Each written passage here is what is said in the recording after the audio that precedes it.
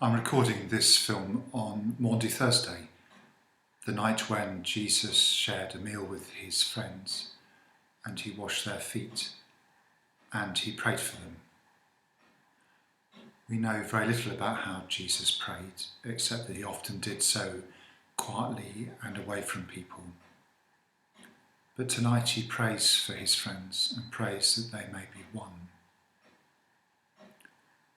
One of the things Christians know about and people of faith is that at certain times in life there is nothing we can do but pray for people. I'll pray for you. It's been said a lot in recent days. Our thoughts and prayers are with you. But how do you actually pray for other people? No one ever seems to talk about that, do they? How do you actually do that? I've come across an exercise, again from Anthony de Mello, an Indian Jesuit, that describes a way of doing that I've found extremely helpful. And at a time when all we can do for a lot of people is pray for them, this might help you and I to do just that. So I invite you to, first of all, to notice that you are in God's presence. You might light a candle. You might take some deep breaths.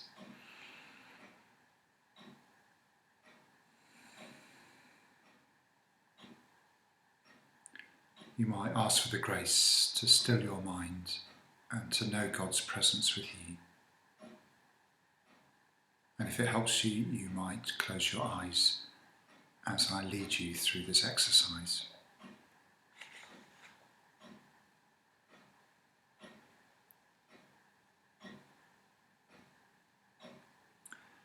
I invite you to spend some time becoming aware of the presence of Jesus and getting in touch with him. I'd like to invite you to imagine that Jesus floods you with his life and light and power. In your imagination, see the whole of your being lit up by this light that comes from him.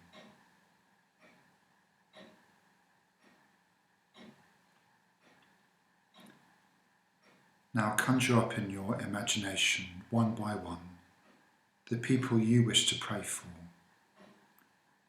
In your imagination, lay your hands on each person, communicating to her or him all the life and power that you have just received from Christ. Take your time over each individual. Call down Christ's love on them wordlessly. In your imagination, see them light up with Christ's life and love. See them transformed. Then move on to the next person and on to the next.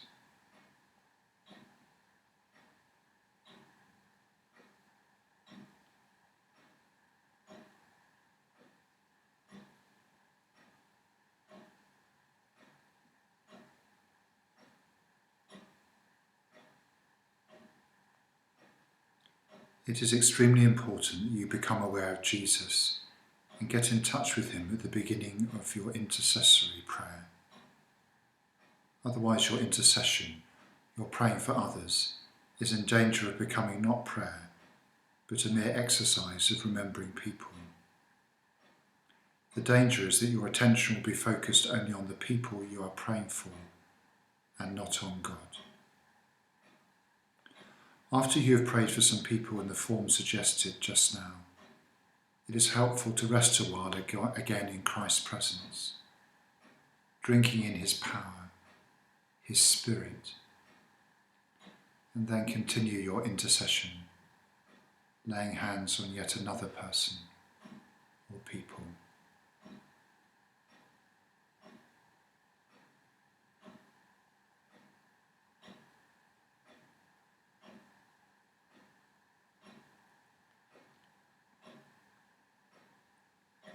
After praying in this way for each of the people you love, pray for those who are committed to your care.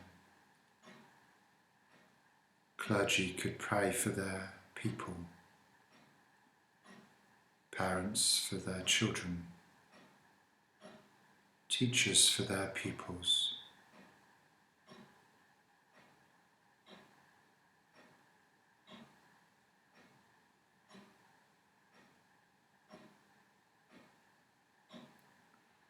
Then, after another pause to take in Christ's love and power, begin to pray for your enemies, for Jesus has made it an obligation for us to pray for them. In your imagination, lay your hands in blessing on each one of the persons whom you dislike, or who dislike you, on those who have caused you any kind of hurt. Feel Christ's power pass through your hands to their hearts.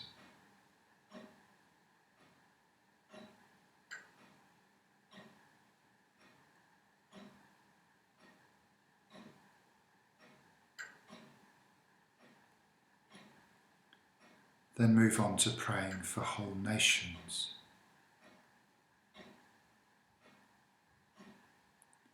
For the church. The treasures of Christ are infinite, and you need not fear that you will exhaust them by lavishing them on whole nations and peoples.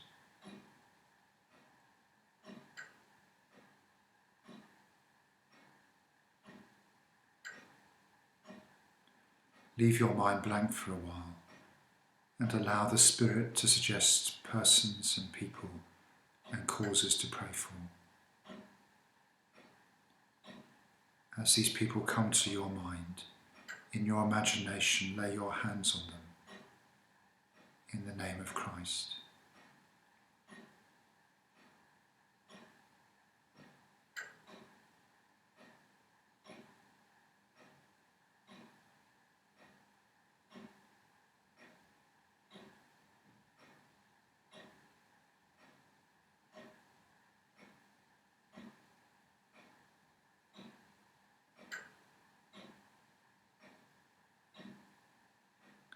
When your time of prayer comes to an end, at the right moments, you might have a conversation with Jesus and talk to him about the people you've prayed for and thank him for his prayers.